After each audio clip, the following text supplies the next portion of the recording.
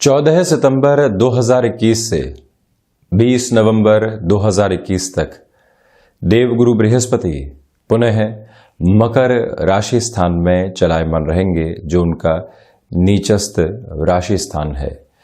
महत्वपूर्ण बात यह है कि तुला राशि के जातकों को जो ढैया का अंतराल चल रहा है, उसमें शनिदेव और देवगुरु बृहस्पति का ये युति संगत आधार संघर्षों में सकारात्मकता की स्थितियों को इन 66-67 दिनों के लिए सामने लेकर आने वाला रहेगा। आप ये भी देखिए कि शनिदेव और देवगुरु बृहस्पति दोनों ही क्रमशः 11 और 18 अक्टूबर 2021 तक वक्री चलायमान रहेंगे। जब भी कोई ग्रह नीचस्थ और उसके बाद में वक्रगत आधार के साथ में चल रहा हो, तो उसके चेष्टा बल में एक तरह से वृद्धि होती है, और इसी चेष्टा बल के साथ में चलते हुए जो 18 अक्टूबर तक का समय अंतराल है, वो तुला राशि के जातकों के लिए अलग तरीके की फल सूचनाएं देता है, और 18 नवंबर से 20 नवंबर तक के समय की स्थितियां अलग तरह के फलाफल को सम्मुख रखने वाली होती है। यहाँ आप ये देखें कि देवगुरु बृहस्पति और शनिदेव के आधार को यहाँ चतुर्थ भाव के साथ में हम देख रहे हैं, परंतु राहु और केतु की स्थितियों को दिखाने का प्रयोजन सिर्फ इतना ही है कि देवगुरु बृहस्पति की जो 5वीं अमृतमयी दृष्टि है, वो राहु के द्वारा जो भी भ्रम, अज्ञात भय, कामकाज में अंतर विद्रोह दिए जा रहे हैं, उनको नियंत्रित करने वाली भी हो जाएगी। सबकॉन्शियस अप्रोच के साथ में जो व्यक्ति की लड़ाई चलती है, उससे मुक्त होने का आधार देवगुरु बृहस्पति की ये दृष्टि की स्थितियां देने वाली हो जाती है। आप ये भी देखें कि एक तरह से पराक्रम भाव और षष्ठ भाव के अधिपति होकर देवगुरु बृहस्पति यहाँ चतुर्थ भाव में रहेंगे, तो वहीं शनिदेव की स्थितियां भी जो योग कारक हो जाती है, किंतु ढैया का अंतराल तो चल ही रहा है, तो इसी वजह से आप इस चतुर्थ भाव की स्थितियों को देखते हैं तो काफी हद तक अलग परिणाम निकल कर आने वाले हो जाते हैं।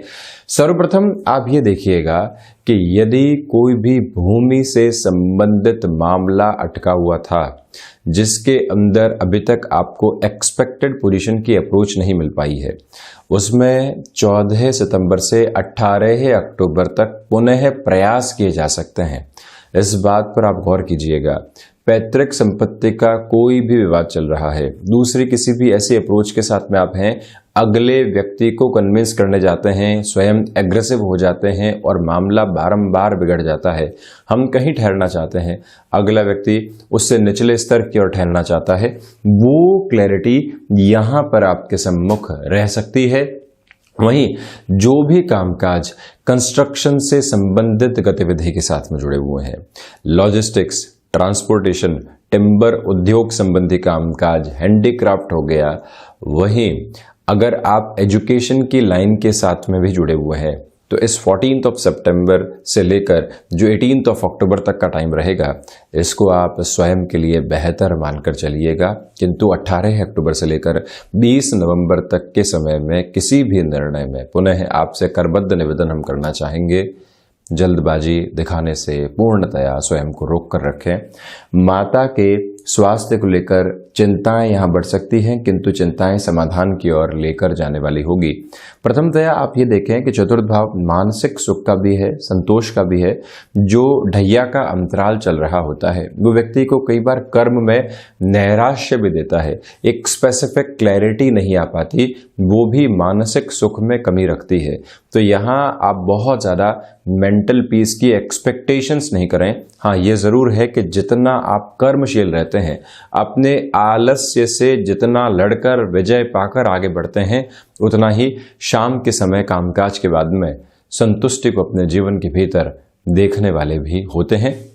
ये एक बात। हालांकि जो भी महानुभाव कामकाजी जीवन के साथ में जुड़े हुए हैं और उनके लिए जो हिडन प्रॉब्लम्स बनी हुई थी, किसी व्यक्ति विशेष के द्वारा कॉन्स्पिरेसी क्रिएट की जा रही थी, किंतु उसकी शक्ल सामने नहीं थी। कोई व्यक्ति विशेष किसी कामकाज को आपके लिए बारंबार अटका रहा था और उस व्यक्ति के साथ में हम एक बार भी चर्चा नहीं कर पा रहे थे, देवगुरु बृहस्पति की जो ये 5वीं दृष्टि अष्टम भाव पर रहेगी, ऐसे मति भ्रम को दूर करने वाली होगी। जो व्यक्ति जाना पहचाना है किंतु विद्रोह के साथ में चलकर हमारे कामकाज बिगाड़ रहा है, उसकी शक्ल जैसे ही सामने आती है, व्यक्ति चिर परिचित अंदाज के अंदर उसको साइडलाइन करने की ताकत भी रखता है। ये आधार यहाँ आपके सम्मुख बहुत गहराई से नजर आता है। तो वहीं दूसरी बात आप ये भी देखिएगा कि इसी समय की प्रवृत्ति में एक मेजर नोट ये भी है कि आप यदि किसी स्थान विशेष के साथ में या फिर नेटिव प्लेस के साथ में भी किसी बड़े कामकाज की शुरुआत का रूपक रच रहे हैं तो उसकी पूरी ही स्ट्रेटजी बनाते चले जाइएगा। ये याद रखें कि उस काम को जब तक जग जाहिर नहीं करें, जब तक आपकी रूपरेखा पूरी तरीके से बन चुकी हो, आप जब लोगों के सामने आने वाले हों एक छोटी सी शुरुआत के साथ में, उसी समय उनको मालूम चले कि आपने प्लानिंग कर दी है और अब आप इस तरफ बढ़ रहे हैं। अन्यथा डिस्ट्रैक्शन ड्रिवन अप्रोच इन 66-67 दिनों में आपको परेशान करने वाली हो सकती है। ये स्मृतियों के केंद्र बिंदु में आप रखिएगा।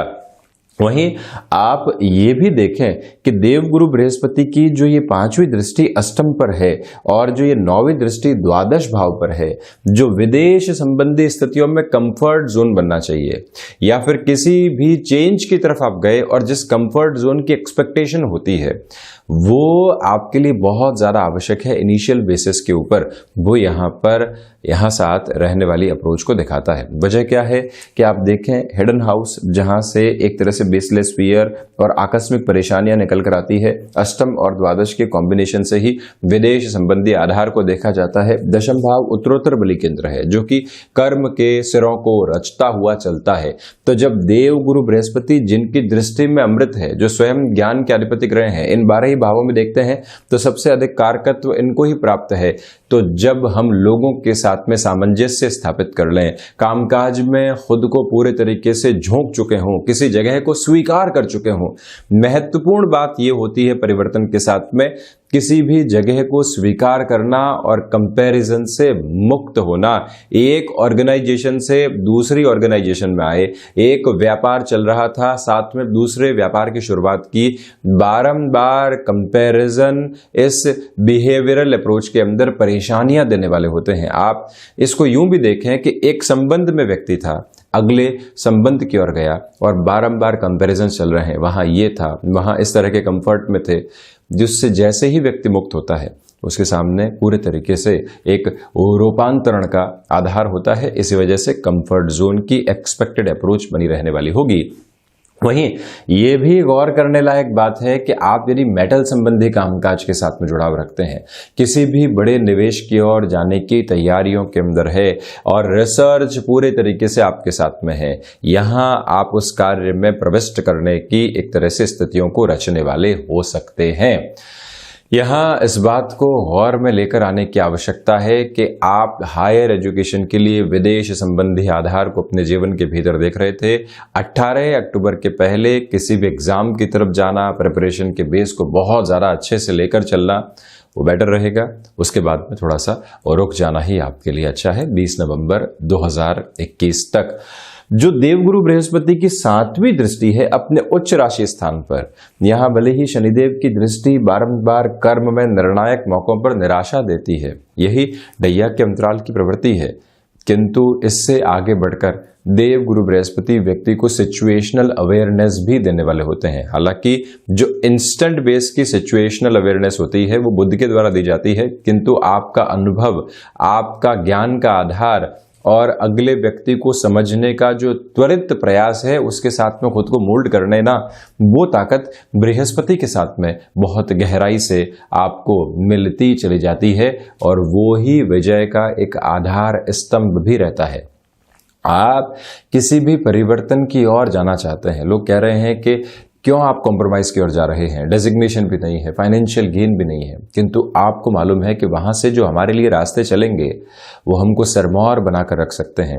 आप एक बड़ी ऑर्गेनाइजेशन में हैं, स्टार्टअप की ओर जाना चाहते हैं, ढैया का अंतराल चल रहा है। जो भी व्यक्ति ज्योतिष का जानकार होगा वो यही कहेगा कि ऐसे समय में परिवर्तन की संभावनाओं को किस तरह से तलाश रहे हो, किंतु आप अपने लक्ष्य को आज और कल के साथ में नहीं देख रहे हैं, वर्षों के साथ में देख रहे हैं। और वहाँ आपने खुद को पूरे तरीके से प्रिपेयर किया, खुद को ये कहा कि हम यहाँ से बढ़ के बहुत बेहतर करेंगे, कन्विंस कर दिया एक तरह से, तो आप वहाँ स्वयं के लिए काफ़ी हद तक बेहतरी को लेकर आने वाले होंगे। इच्छा शक्ति का अभाव यहाँ पर नहीं है। प्रबंधन संबंधी कामकाज के अंदर यहाँ आध्यात्मिक चिंतन को जगह दीजिएगा। आप देखें कि जब भी चतुर्थ भाव में शनिदेव और बृहस्पति हो, व्यक्ति प्रत्येक दिन इस शुरुआत के साथ में कार्य करे कि जो हमने हासिल किया है वो बेहतर है, कहाँ से शुरुआत की थी, कहाँ पहुंचे हैं। तो आप देखिए इंस्टेंट बेस पर सेटिस्फेक्शन और कामकाज करने की एनर्जी बढ़ने लगती है। ये है यहाँ पर मानसिक सुख के लिए किया गया आध्यात्मिक चिंतन। वहीं जो एक महत्वपूर्ण बात निकल कर आती है कि आपने जो हासिल किया वहां से सेटिस्फेक्शन तो मिला, किंतु आगे बढ़ने की ऊर्जा भी मिली कि इतना कुछ कर चुके हैं और जो खुद के लिए गोल बना रहे हैं, क्या वो अब मुश्किल है? व्यक्ति कहता है कि नहीं, मुश्किल नहीं है, शुरुआत जीरो से थी और आज यहां तक पहुंच चुके हैं। आप देखें दुगनी ऊर्जा के साथ में एक तरह से व्यक्ति चलने की शुरुआत करता है और वो प्रवृत्तियां यहां आपके लिए स्पष्ट तौर पर सामने नजर आने वाली हैं।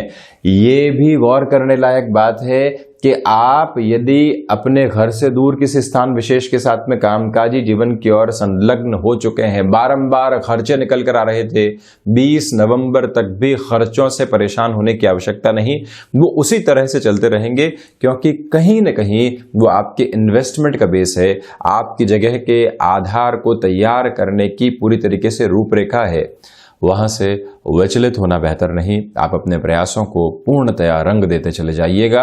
ये भी याद रखिएगा कि जो यहाँ पर चिंताओं के ऊपर समय खर्च होता है, उससे दूर हटकर जो भीतर की मनोवस्था है उसके बारे में जो एक तरह से कंस्ट्रक्टिव अप्रोच आनी चाहिए, वहां ये समय खर्च होने वाला रहे।